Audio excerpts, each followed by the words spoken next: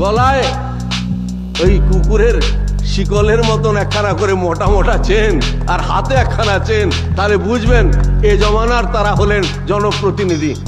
আমাদের এখানে বসে আছেন, সভাধিপতি ছিলেন হরে কৃষ্ণদা। একজন মানুষেরও কারো আঙুল তোলার ক্ষমতা আছে, হরে কৃষ্ণ সামন্ত দুর্নীতি পরায়ণ বলার ক্ষমতা আছে, হিম্মত আছে।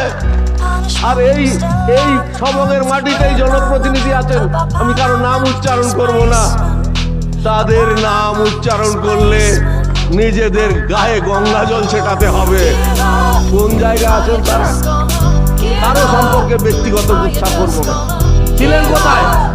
তারপরে কেস খেলেন, কেস খেয়ে গিয়ে পায়ে হুমড়ি কেঁদে পড়ে তিনি বললেন না কংগ্রেস খারাপ, আমি এখন তৃণমূল কংগ্রেসের সুবিধা হচ্ছিল না, তৃণমূল কংগ্রেসের নেতা হয়ে গেল। আমার খুব বিধানসভায়